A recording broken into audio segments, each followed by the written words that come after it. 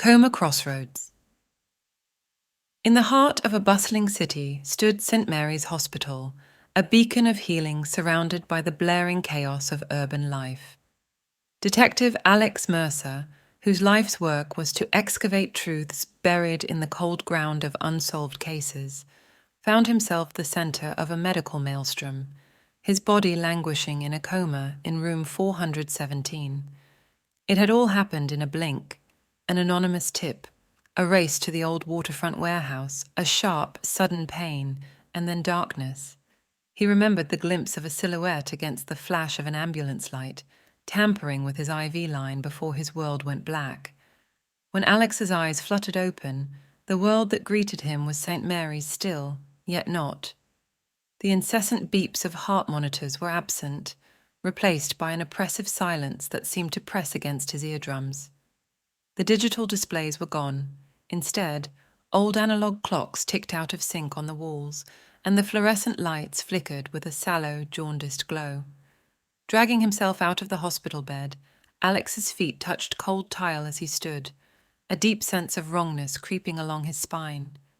This place mirrored the hospital he knew, yet it was devoid of life, save for the echoes of his own footsteps. He stumbled into the hallway, lined with empty nurses' stations and vacant rooms. Layers of dust were testimony to years of abandonment. Yet here he was, freshly bandaged, an IV still attached to his vein, but to nothing else. Curiosity piqued and senses honed from years of detective work, Alex ventured deeper into the bowels of this mirror hospital. He found the records room door ajar and stepped inside. A disarray of files lay strewn about, as if in a hurry to tell their secrets.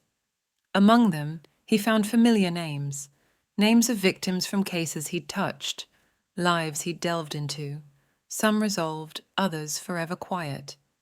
Each night, as if the hospital itself were alive, the layout twisted subtly, a hallway longer than before, an elevator arriving at a floor he didn't select, a staircase leading to a previously unseen basement.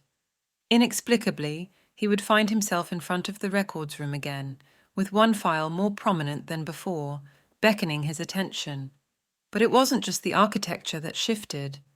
Whispers would flutter at the edge of his hearing, as if the hospital's unseen occupants were discussing their interloper. Shadows flitted at the periphery of his vision, too substantial to be tricks of light, yet too evasive to be confronted. The days blurred, time measured only by the slow fade of his IV bruise and the change in light from the grimy windows. Alex started leaving markers, taped doors, objects moved, to prove he wasn't mad, only to find them undone, the hospital resetting itself like a stage for a play in which he was both audience and actor. It was on one of these days, in the fractured sunlight of dawn, that he saw it.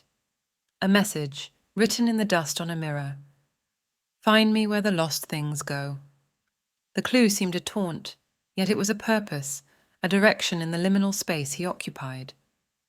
Alex set his mind to the task as he once did with his cases, methodically searching, piecing together fragments of this spectral world.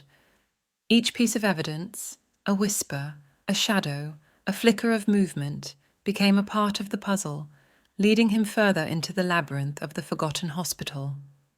In the stale air of the forgotten place, with determination as his guide, Alex Mercer walked on, the detective once more, seeking out the truth buried in the quiet, and perhaps a way back to the world of the living.